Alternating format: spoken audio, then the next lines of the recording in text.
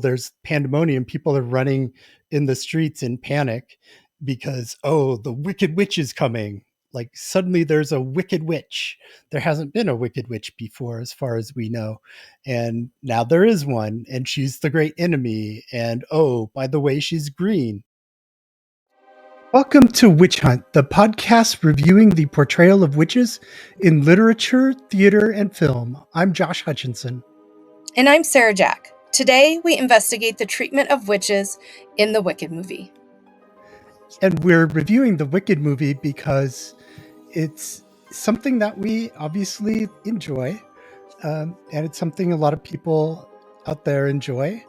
And we want to be able to enjoy it together while also critically evaluating the role of the witches in the film.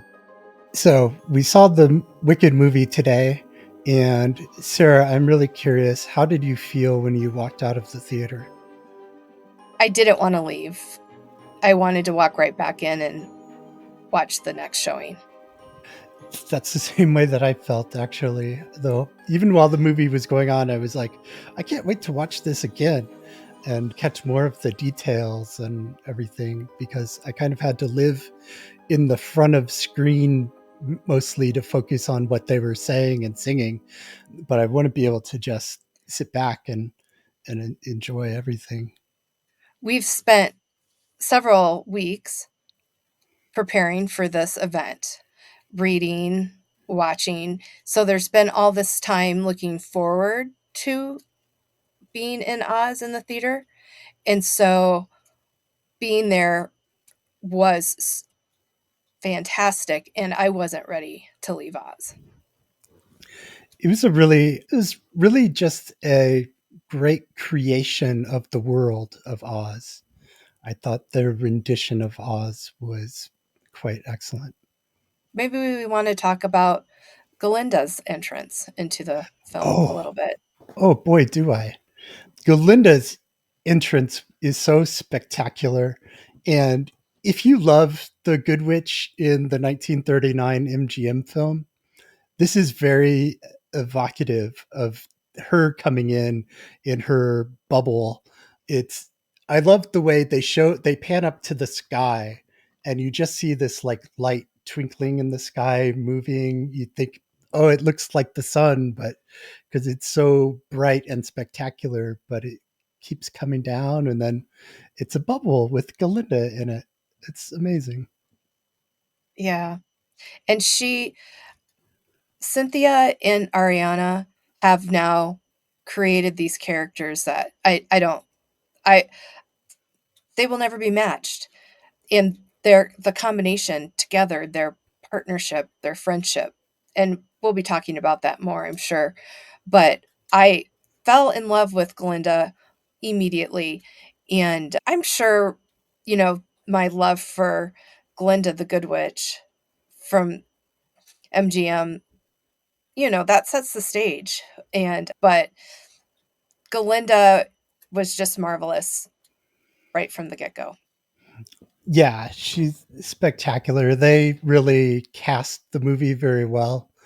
I thought all of the actors just fit perfectly the character. I don't know if they cast it and then they did some rewrites to make it perfect for them, but all of the songs just came straight from the musical and they were able to sing them perfectly. And you look at people like Christian Chenoweth and Idina Menzel and the vocal talents that they have, and then you see Ariana and Cynthia able to pick that ball up and run with it, and they just nailed every note. It was literally pitch perfect and beautiful. I just thought, you know, the story between the two characters was just beautiful. They don't start out liking each other, but they come that way. I'm just going to state that I have not been to the musical, but I've read and I've read and read and, seen lots of Oz and talked to experts. But the first look into Oz today in that theater was not sparkly. Right out of the gate is the darkness. There was a really problematic moment for me, one that I struggled with a little in the first scene. Well, spoiler alert here. If you're not familiar with the musical, the first scene of the movie is basically similar to the beginning of Oz once Dorothy lands in Oz and the Wicked Witch of the East is dead and the Munchkins are celebrating Ding Dong and all that.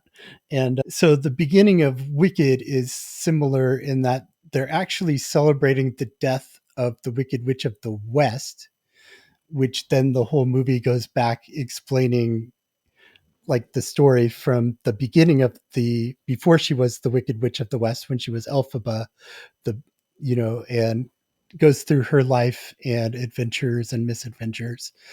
But in the first scene, while they're celebrating the death, they burn a giant wooden effigy of the witch, which really evoked the terrors of the European witch trials and also modern day persecutions of people accused of witchcraft.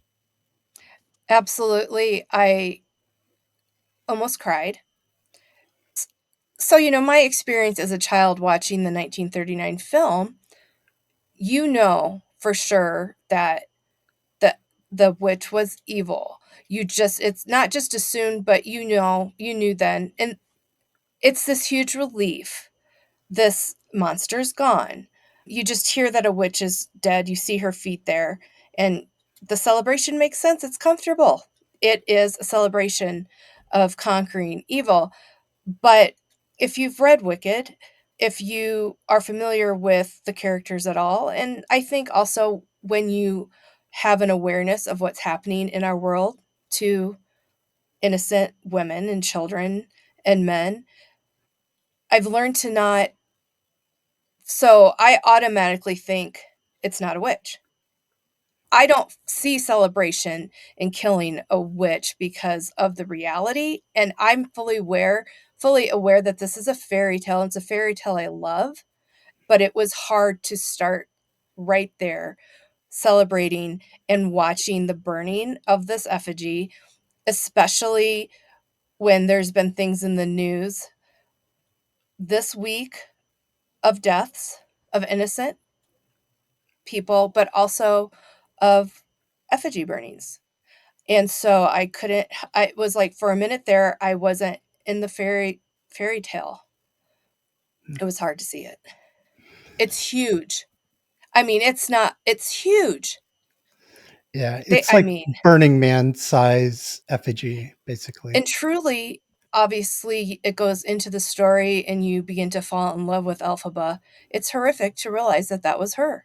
That that is yeah, I mean, Yeah. I want to say it's not just about the things that I said. It does, as a descendant of women that were hanged for witchcraft, it was very upsetting. I'm not saying it was the wrong choice. I don't have an answer. I don't know what I think of that. I think that it is a portrayal of mob mentality against accused and alleged witches. That's the flip side of, what I was saying, my initial shock at it happening. Part of me did feel like this shows what happens. This is like a visual for people that you instantly connect to the historic witch trials and most, but once you know about the modern witch trials, this really just evoked images that we've seen of people being burned alive for this.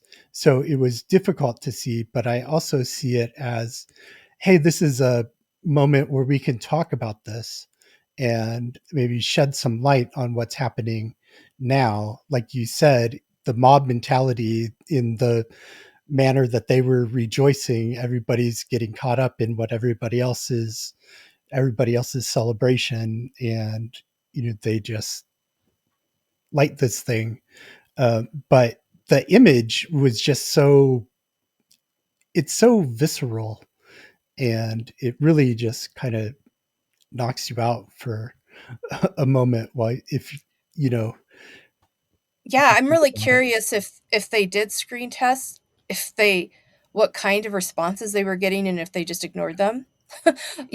I think people would have been I mean it's very horrifying to watch. And part of the when you're looking at it from the fairy tale perspective, you associate water or a falling house with witch death, but it's just a different feeling to watch a giant witch burn. Now, that said, if I wasn't aware of what's going on today, it might be, my reaction to it might have been measured a little bit more, but still the thought of all the innocents, the tens of thousands of innocent people who were actually burned, or at least their bodies were burned at the stake, um, because of witchcraft accusations in Europe. Um, Still knowing about that makes me feel some kind of horror at seeing it. Yeah, it was horror. It was horrifying. Yeah. But like you were saying earlier, then you go, it's kind of a dramatic switch. You go from this burning effigy to then Glinda starts telling the story of Elphaba, and she begins with, well, Elphaba's mother having a relationship that then leads to Elphaba's birth. So you see this little, like, I find it a little adorable green baby coming out. Everybody who's present for the birth is like shocked and repulsed by it. So that had another tie to me from that had another tie for me in reality. I read an article this week about a little girl that was born with albinism. And in the interview, the mom responds how disappointing it was, how hurtful it was that when her family came to meet their child, they only stayed 5 minutes. And that's like a real experience that just happened just a little bit ago.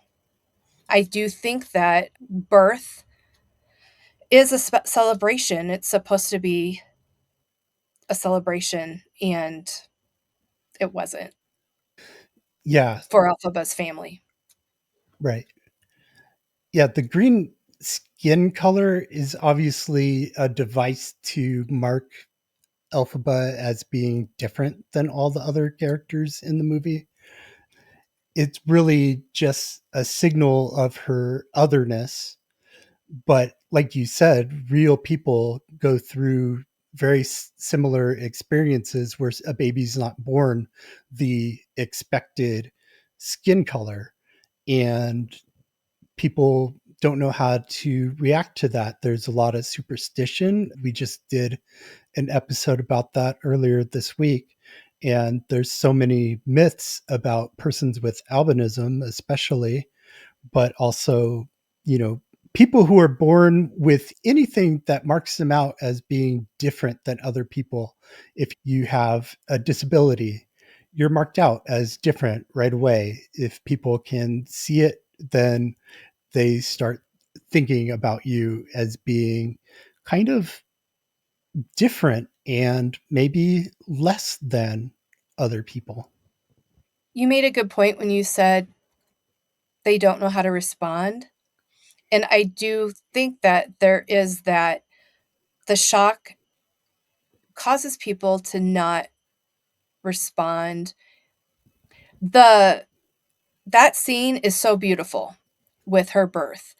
One of the things that we just had a really wonderful conversation with Paul Laird and Jane Barnett earlier this week, and one of the things that I believe Jane brought up, and they spoke about looking forward to how is this going to look off the stage on camera. And I loved the dimension that room, the birthing room had. It had the family and the characters and the animals just like all around, and the baby goes up. It was really a fascinating scene, because even though there was this, the father's in the background not responding well, she's still being elevated. That's a good point. There's something to that where it begins with her being elevated, and then later on in the movie she's also elevated, like physically lifted above the ground.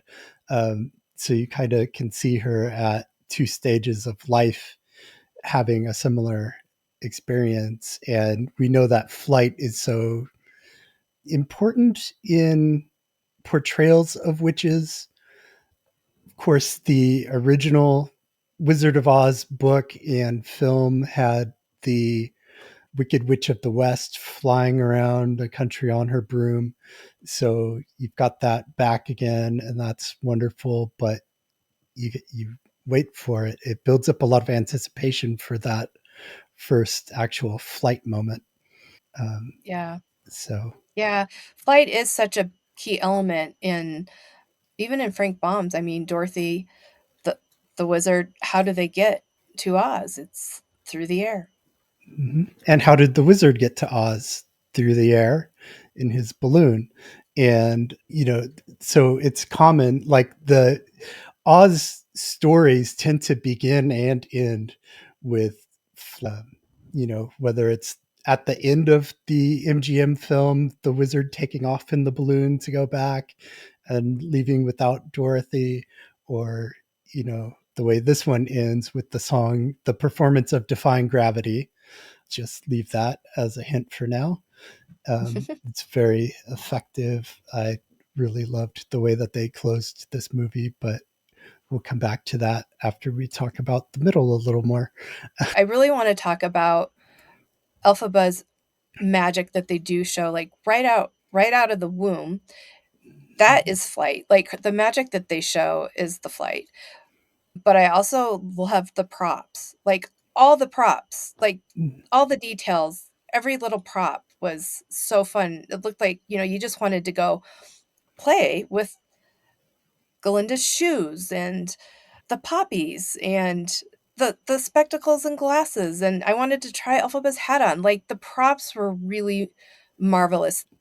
I loved the way that they used the poppies in the scene when Professor Dillamond is removed from the classroom and another professor comes in with a lion in a cage. And Elphaba gets furious about the way they're treating this lion. She's used to animals walking around freely and being able to converse. And this cage is supposed to suppress the lion's ability to learn to speak, and she gets really upset about that and begins her like social justice quest for the animals. But she puts everyone to sleep using poppies, which of course, if you know the 1939 film or the original L. Frank Baum book, the poppies put Dorothy to sleep while she's walking the yellow brick road. And so I thought, here they are using those poppies again. They found a way to tie those things and have that element included. This movie wanted to send some social justice messages. And, the animal culture that was under attack and being persecuted is something that is very, there's so many examples in our history and in our modern world that speaks to. So that is another one. Like with the burning effigy, that's not going to maybe affect everybody the same way, but I feel like what you see happening with the professor and the animals is not as subtle. Not that a burning effigy is subtle, but it was a clear statement. It's something that everybody's going to recognize something that's going on today that is reminiscent of the treatment of the animals, the persecution and suppression of the animals, because the animals, they're in Wicked, the animals begin, they're basically like humans in animal form. They speak, they're intelligent, they can have friendships with humans and so forth. They're suppressed and animals start disappearing. I really loved that they included the scene with Dr. Gilliman talking to his animal friends in his room, and they're having a little secret hush hush meeting because they can't be caught meeting together anymore, because that would look seditious to the wizard and his side of things, which Elphaba doesn't realize that the wizard's behind it at first either. What's going on with the animals and them being banned from teaching, they're being banned from preaching, they're being banned from basically any involvement with humans other than as what we think in the real world the role that animals play as pets and workers and so forth. So they're really suppressed and treated as subhuman. They're totally dehumanized, and like with that cage, they don't want the animals to speak anymore. They And want them to be quiet. And the board, when Dr. Dillerman flips it over in an earlier scene, says animals should be seen and not heard, which is very upsetting. it's very upsetting. These animals are contributing to society. They're intelligent. They have, you know, they're not, they're being devalued, but they're actually are very valuable to society. Yes. Yeah. And like I said, through your own personal lens, you'll see things going on now, and you'll know things that have happened in the past that really remind you of what's going on with the animals. There are so many for me. I hope people think about it. It's just not a stretch of the imagination whatsoever. There's so many different ways that you could apply that to today's world and to the world of history, because this cycle of persecution has been going on, and we've talked about this a little before. The label witch as just meaning, an other bad person who's dangerous to us could be a witch. Whoever the witch in that sense of the word is changes from time to time. And so, the witch has been Jewish people, the witch has been black people, the witch has been feminists, the witch has been the LGBTQ. Um, there's been so many witches over time. It might be the people in the country next to you, who are the witches. And I mean, this is anywhere in the world. These kinds of things have been applied, where we just label somebody as being this bad guy. And they said something about it in the film. There's a part where they talk about how the wizard talks about how to unite people, you create an enemy. And so he created the animals as being the enemy because he was And tired then, of discord in Oz. yeah, but then in the next breath, they they trade that in for Elphaba. She's there, Mhm. not the enemy. Boom, Madame Morrible trades it in. Well, the animal, that their usefulness was done, and it was pretty much squashed. I mean, they it appears that they'd gotten that handled. Um, and so then the new enemy is Elphaba. Yeah, there's like announcements. You hear Morble's voice all over Oz, and they show it at Shiz. They show it in the Emerald City. People, there's pandemonium. People are running in the streets in panic because, oh, the wicked witch is coming. Like suddenly there's a wicked witch. There hasn't been a wicked witch before, as far as we know. And now there is one, and she's the great enemy. And oh, by the way, she's green. So she's easy to spot. So, uh, easy to hunt her down and treat her as being different and different than human because she doesn't even look like us. Would you like to talk about the friendship and love Yes, in Wicked? I definitely do want to talk about that. It was amazing. it's such a good story because Galinda and Elphaba start out like their first like big song that's the two of them together is Loathing, and they just talk about how they loathe each other, and well they sing about how they loathe each other, but they're always, even before that song starts, they're at odds with each other at every moment, and then they get stuck rooming together and they hate it and they hate each other and or loathe each other. So they're not off to a great start. Yeah. But then Glinda, or Galinda, as she's known at the time, Galinda, well, there's this dance, you see, and Galinda gets a boy to ask Elphaba's sister, Nessa Rose, we haven't talked about yet, to ask her out to the dance because she's just sitting there by herself while everybody else is running off to the dance club. And she, in the film and in the musical, she's a wheelchair user. And Galinda thinks that, oh, this will look like I'm doing a nice thing by getting the boy to do a favor for, this girl, but really she's just trying to get the boy out of her own hair. But Nessa Rose is so happy. She beams at Elphaba and just is so like glittery faced. I don't know. That's not a thing, Hmm. but maybe it is a thing. She's just so happy that Elphaba does something nice for Galinda, and then Galinda does something nice for Elphaba, and then they become really good friends. And the scene where they had that's one when I was about crying. I was starting to well up a little because it just tugs at the heartstrings the way, you know, Elphaba's isolated on the dance floor and everybody's laughing at her because she's wearing a funny hat. And Galinda goes and dances with her.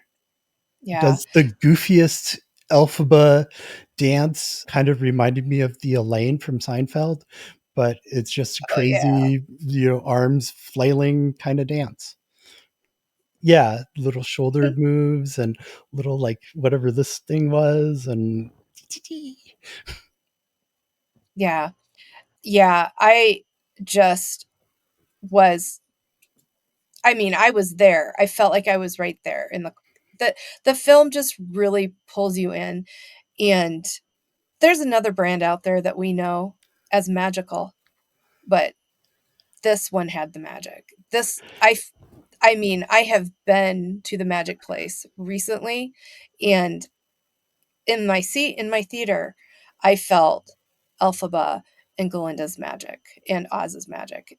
They really pulled that off. And that scene really does it. I mean, it is, you feel her isolation, and this is something that really was a nod to the thread of courage from the original versions of Oz. They don't ever necessarily say courage in Wicked, but Elphaba was demonstrating that there in that scene, I think. So, and you're just like that turning point where Glinda decides that she's gonna go have fun with Elphaba with the silly dance. It's such a key moment. It is, you know, Elphaba was purposely, vulnerable right then, and Glinda took the opportunity to become her friend right there in front of everybody. yeah, it was so powerful. And this the movie, and I know the musical also, they bring that friendship, female friendship is so powerful in both of them. That's basically a big reason why Wicked's been running on Broadway for over 20 years and has a touring show and shows in other locations. And it's so massively successful, largely because of that friendship story that you don't really expect from a story involving the so-called Wicked Witch of the West. That, oh, she once was young and she had friends. It's really amazing. So Yeah. So we just talked about all of that. We danced around Fiero. We got to talk about all of that without bringing him up. But how fantastic was he? Yeah, and dancing through life, his big entrance into the scene and the song Dancing Through Life, it's been stuck in my head since I got out of the theater, along with maybe a dozen other songs. But that one keeps coming through because it's so fun. But they do a lot in the scene also of Dancing Through Life. So it's important. And Fiero, the character of Fiero in first Wicked movie, he's very interesting. He's a deeper guy than kind of he comes off across at the beginning. He seems just shallow and self-absorbed, and he's they make him the ultimate goof off character. He doesn't want to take anything seriously. He wants to dance through life. Yeah, I think it's interesting. So he's one of the main male figures. Wizard is one of the main male figures, and neither one is quite what they say they are. I don't know what that means. No, and one has power because he pretends to be powerful, the wizard, where Prince Fiero, he's a prince from the Winky country, which they don't really get into what that is in the movie, but it's very heavily featured in the this book, the original Wicked. And so he actually is born with real power over people, or at least his parents Authority. have authority over people. Yeah, he has authority, where the wizard usurps authority by being able to read a handful of words out of the Grimoire, which is the ancient magical text in a language no one can read in Oz. Okay, I want to talk about Jeff Goldblum here. Okay. Fantastic. It was so great. Yeah. But I loved her trip to Oz. I loved her invitation to Oz. I loved her trip to Oz. The Wizmania. The That was all fantastic. And I had seen an interview with the director and Jeff and Cynthia and Ariana, and that huge Oz head was right there on the stage for the interview. I thought it was going to play a bigger part in the film, and it is amazing and remarkable, but they just got right to Jeff. They got right to the wizard himself. He couldn't wait to meet Elphaba. Yeah, I was surprised when he walks out from behind the head on his own, because we're so used to what happens in the 1939 film when Dorothy goes there, and they like Toto runs around and finds the man behind the curtain that you're not like, don't pay attention to the man behind the curtain. And he's in there on his microphone telling people, don't pay attention. Like, where here, yeah, Goldblum wizard walks out voluntarily because he's eager to meet Elphaba, because as is revealed several minutes later, he has a plan for her. He has something that he needs her to do for him. Yeah. Okay, so then actually I want to say another thing about my experience watching this. We get to this point in the film, and I remember thinking, how come I haven't been scared yet? There hasn't really been anything scary. I was thinking it was probably more like childhood fear that I was hoping would be evoked a little bit more, and it wasn't there, but that changed too. Once Elphaba has the Grimoire, the next few scenes are just brutal, and man, that was something. I'm talking about the flying monkeys. Yeah. That was scary. And it was scary what was happening to them, but they Mhm. were scary. Yeah. What happens to them when they're transformed to sprout wings all of a sudden from their back, these gigantic wings just breaking through the flesh and clothing and coming out. The poor Chistery, the head of the Emerald Guard, is writhing on the floor, and like you really feel his pain and what he's going through. The facial animations on those monkeys were just really powerful. You first see it with one, and then they go into another room, and all the guards that were lining the hallway are all on the floor and jumping on walls. They're trying to like not feel this pain anymore. And you know what I felt like when Elphaba meets him before she walks up to the grimoire and is able to read it? It's like they were kind of, unless I was imagining it because I was just so pulled into the story. I wondered if he had been able to talk before and couldn't talk. Like I felt like he wanted to say something to her because I feel Yeah, like they just like paused on his face and his eyes, were looking at her and they showed her eyes. And I just was like, we know why he can't talk. He lost it. yeah. I really want to see what they do with him in part two, uh, because he has a pretty significant role in Gregory Maguire's novel Chistery, and it does involve speech in his role there. So it'd be interesting to see what happens. But yeah, when once the flying monkeys go after Elphaba, because Morrible goes out there and tells them that Elphaba is responsible. It wasn't the wizard's idea. It was Elphaba who did it, and they need to go after her. And they're all in a lot of pain, and they fly off in a rage.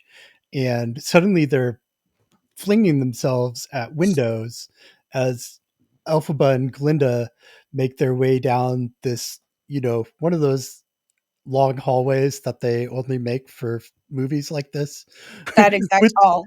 with a lot of Mhm, windows, and it's up mhm. really high above the city, the Emerald City. They're up real high, and these monkeys are flying and full force, like throwing their bodies at these windows. And the first time it happened, like everyone in the theater jumped a little bit.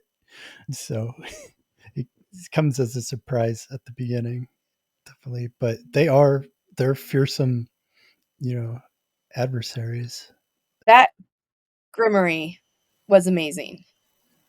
The way it opened, the way the spells came up off the page, and the language that she read the spells in, I was so thrilled.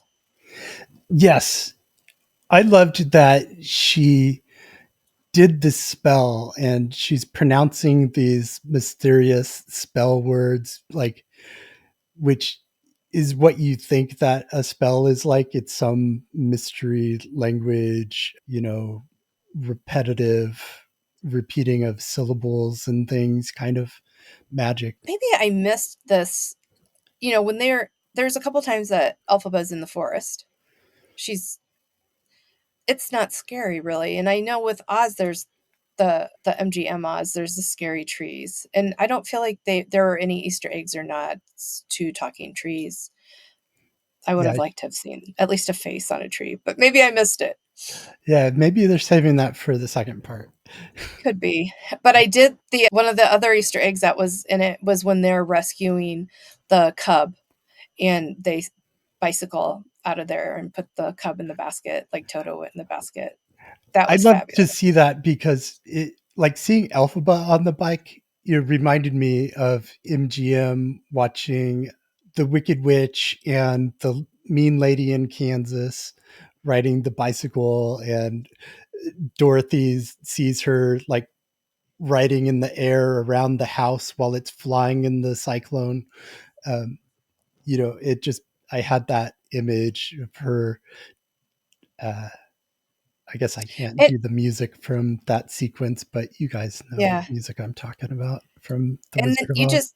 you mentioned the cyclone, and I feel like the just a little nod, there was a little nod to wind when Galinda's like, "I like the air," and she puts her hair out the window. Like, that was a little one, and then obviously there's a storm later, but yeah, I But just yeah, that storm's spectacular too. yeah. Yeah, I love the green flashes in the sky. It's very awesome. Right at the Mhm. end in the defying gravity sequence. I hope you're happy. I really look forward to being able to see the stage musical because I wanna see the songs in that kind of environment and presented like that. Yeah. I know there's a lot of power in going to see a live performance, and you can really feel very close to a story by being in the same room as the people acting it out and singing and playing instruments and all of that stuff. You get to see this whole world coming to life in front of you, and it feels very immediate. I'm ready to go see the Nutcracker. I was thinking about A Christmas Carol, but Oh. like the film also brought a lot of immediacy, I thought, with the ability to do close-ups. You know, you can pan back and see the whole world, or you can get really close and intimate with somebody's face, and you really get pulled in that way by being able to see the nuances, the little micro expressions and so forth in people's faces. So, Josh, do we consider Madame Morrible a witch? She is a witch. She is a sorceress. You can call it by different names. She's a professor of magic. She's a spellcaster. She's a lot of things. She's not labeled witch by anybody in the movie. That's important to note. Where Elphaba gets labeled the Wicked Witch at the very end, none of the other characters are actually, even Glinda is not called a good witch in this first film. So But her uh, little friends keep saying how good she is. That was so funny. that was That's so good. adorable. Her and her friends and her friends, just every time she does something that's outwardly seems like she's doing a nice thing for somebody, they're just like, "Oh, she's so good. She is such a good one. She's so good." Like all through the movie, they're just saying that, reinforcing that she has this. She's able to build a reputation as being almost saintly, or whatever. She's the good witch without the label witch yet, even though she did, because of Elphaba, got her into the sorcery seminar, and they call it sorcery, not witchcraft, which is also something to note. But it's interesting because we also know, just going back to the original Oz, and people are familiar enough with this story. This isn't giving much away for what happens. We know that there, in the original Oz, there's a Wicked Witch of the East and a Wicked Witch of the West, and then you have a Good Witch of the South and a Good Witch of the North. So there's like the four cardinal directions all are represented by some kind of witch, two good ones and two evil ones, or wicked ones, I should say. So we know that we're going to see Glinda become the Good Witch, but we don't know yet who's going to be this Wicked Witch of the East, who's Elphaba's counterpart. So I don't want to reveal who that is yet if you're not familiar with the novel or the musical and you haven't seen the film yet, um, because that's not going to happen, be revealed for another year when part two comes out. So, anyways, we have these, you know, one wicked witch, a sorceress, a phony baloney wizard, a learning Glinda student of sorcery. So you can see there's kind of, basically, you could just say there's four witches if you wanted to, even though one's a male. When you were just reminding us that it can be anyone who's an accused witch today. That made me think about childhood Elphaba being used to illustrate, like, her childhood character is there. Elphaba as a child is in this film more than once, but they don't show many of the characters that young. So I was just thinking about, obviously, unfortunately, there are children that are branded as witches today too. Yes, and watching Elphaba grow up, you can see that people are suspicious of her at an early age. In Like you said, coming out of the womb, she's already doing magic. She does this involuntary magic whenever she's upset. So it's just this emotional driven magic. And she in right when she comes out of the womb into the room, she levitates all these objects in the room up to the ceiling, and it's quite remarkable. And then there's a scene where children are picking on her and she gets angry and something happens to those children, and then she gets yelled at by her father. What have you done now, Elphaba? And do you think that there was purpose, whether, I mean, it's really illustrated in the film, but Elphaba's character seems to be the one that feels the most, and I don't mean those necessarily just those moments where her magic flares up, but she's the one that is thinking and looking outside, what is popular, and really evaluating what's happening. And then she's also the one that has power in the form of magic. She has Now, see, she's an interesting portrayal of a witch because she has this innate power, but she's also othered, and therefore people try to render her powerless. She fights back. But she also, how stereotypically a witch is like a poor old crone who lives alone like on the edge of a swamp or deep in the woods somewhere. And Elphaba doesn't have that upbringing. She's the daughter of the governor of Munchkinland, and so she's born into privilege just like Glinda is, or Galinda, born into privilege. They both, their families have servants, and Elphaba is raised by a nanny, and so her family has resources. So what I'm thinking is that, you know people have this image of, oh, they always went after the poorest people, and certainly that happened a lot. You look at a case like Sarah Good in Salem. She's out asking people for gifts because she can't support herself and her husband can't support the family.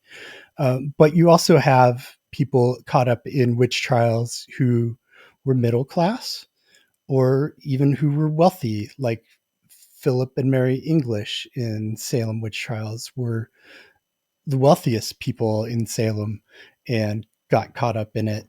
So when I look at Wicked, I'm seeing all these different kinds of witches in it because they all have different backgrounds and characteristics, and their lives really shape what kind of witch they become. And I think it's something to reflect on that Wicked the film, the most evil thing is the mob mentality or the group think. It is the character, on either side of each other, the neighbor, the friend, together, those that are extinguishing the animals, those that decide that Elphaba is the wicked witch. I don't know in the future what wicked she may do, but from what we've seen of the story, there wasn't an evil source of power, but there was an evil source of hurt happening to citizens in Oz. Hmm. Yeah, she's not sworn in allegiance to any kind of devil figure or anything like that. Her power, she came by her power naturally, which is interesting. But I think, do you think, L. Frank Baum kind of flipped witch stereotypes on their head by introducing the idea that there could be a good witch. And then Wicked, the novel, took that further by introducing the concept of, a gray area kind of between wicked and good, where, which is the reality that everybody actually lives in, is the space between wicked and good. Nobody's entirely either one. And I love exploring that area. And then in Wicked and in the movie, you really see all of those shades that come between this black and white world of good and evil. You see everything that's in between. And another way that they changed the portrayal of witches is, and I guess L. Frank Baum really started it, because the wizard, the male figure, the patriarch of Oz, is a phony. He can't do any real magic. He does the other kind of magic, which is sleight of hand and illusions and things like that. So he has the big giant head that talks, and is supposed to be him. He also takes other forms in the books. So, he's effectively powerless. I mean, he has all the power, but it doesn't come from himself. It comes from these lies that he builds around himself. Whereas the women actually like have Madame Morrible is a powerful sorceress. Elphaba's a powerful witch. Glinda, we know, is coming into her power. So you've got really, it's a patriarchally run world, but suddenly you've got these three powerful women in it. And what's that going to do? How's that going to shape the next movie?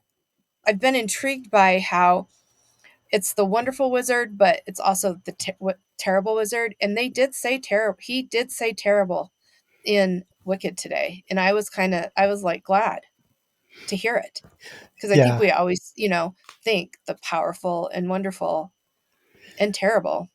That other movie that came out last decade, Oz the Great and Powerful. He's both great, which can mean a lot of different things, and powerful, where we know that really he's not so powerful, but he has everybody believing that he is. So, was there anything else that you loved or that really surprised you? I was like really happy to see the ruby slippers slipped in there. They had Uh, both. They had the silver and the ruby. yes. Yeah, those slippers, it was interesting that in this one, the slippers they mentioned, because Elphaba and Nessa Rose's father gives jeweled slippers to Nessa Rose. And that's a significant moment where he's got a gift for her, but he's got nothing but grumpiness and anger for Elphaba. So that's another moment that actually means like isolating Elphaba. Yeah. And she feels like she deserves that because she blames herself for Nessa's disabilities. When Elphaba and Nessa Rose's father gives Nessa those shoes, he says, "These were your mother's." They're not, at this moment in time in part one, the shoes are not special yet. She They doesn't don't even have put them any on then. abilities She's seen in a scene right after that with not those shoes with on. not shoes. Yeah, she must tuck them away because they're so special. Mhm. Being from her mother, who She never in Wicked the movie, and I also in the musical, Nessa never knows her mother because her mother dies giving childbirth to Nessa Rose. So, which is a little different than what happens in the novel. What's your favorite scene from a staging standpoint? There are like I really love one of the dances when they're in the spinning contraption and Yeah, running around on the ladders. I thought that yeah, really took a lot of coordination to line up that scene, the choreography and the literal moving parts of the set. mhm, Um, yeah. I got very excited. I'm pretty sure I almost clapped. I didn't, but I was like, when like saw what that room looked like and them putting the books, I was like, oh my goodness, they're going to be dancing there. It's going to spin around. It's going to be awesome. yeah. Now, if you were to ask me my favorite scene of the film, that's the defying gravity sequence, the part when Elphaba takes flight for the first time. I found that to be very powerful and also very just entertaining and cool. It's very action packed and dramatic and bold. And just watching, the stunt work in the film is incredible. I watched a lot of behind the scenes stuff in the lead up to this, and just the number of times they had actors on wires flinging them through the air at like top speed, and they would be singing. You can watch their mouth moving the whole time that they're. I'm like, how do you even concentrate while you're being flung through the air like that? So there's a lot of really cool scenes. There's a lot of great action in it. We've talked about a lot of the emotions and the themes and the undertones and that kind of stuff. But it's an action film too. It is an action film. Yeah. Yeah. So if you don't like musicals, but you like magic and awesome special effects and stunts, it's really a great film. Oh, and the other part that was really great too is just the script, like what they're saying and the very special new words that sound like words that are words but don't sound like themselves. That was amazing. I love the Aussian language with words like "horrendable." They're quite fun. They just take a word and throw a twist on it. So as the Yeah. audience, you still understand what they're saying, but it's kind of Susian or something. It's a fun way of ossifying a word. Because there's almost nothing that I could criticize about this film. I loved it. A lot of the stuff, it was like this, you're like looking and seeing so much at once, but then at other times you really are only seeing like a little bit, a more magnified, smaller space. I liked that variety because one of the good things that I really like about that you can do with musicals is make the scenes really come like there's so much movement at once. In other words, all the dancers, the choreography, people are moving different directions, coming at each other, away from each other. You're seeing all these different kinds of people moving around on the screen in different ways at the same time. Yeah, and they really in the film, the props and the little props and the furniture, like so much is used in the choreography. It's great. Yeah, that's another thing I love about musicals, and they did that especially well in this movie, using the entire like the sets were practical pieces because every piece of it is used in somewhere in the choreography. You've got Galinda gliding, hanging on a ceiling fan at one point, going in a circle. People are jumping off walls. There's ladders. There's all kinds of moving parts. Which I really wanna point out that I felt like that was a real statement. You had Glinda singing in her room that it was, to use a word that Jane Barnett used this week in our interview with her that I loved, frothy. It was a frothy room, and Galinda's frothy, and she does this frothy little flying around in this room, but the sky is not the limit there. When Elphaba actually flies, the sky is the limit, and I saw, that comparison as significant. Yeah, that reminds me of something else I wanted to say about witch representation. You have the pinkness, another word that Professor Barnett used earlier this week. The pinkness of Glinda and her Galinda's room is just so stuffed with pink. Primarily, there's a few other colors in there, but it's overwhelmingly pink.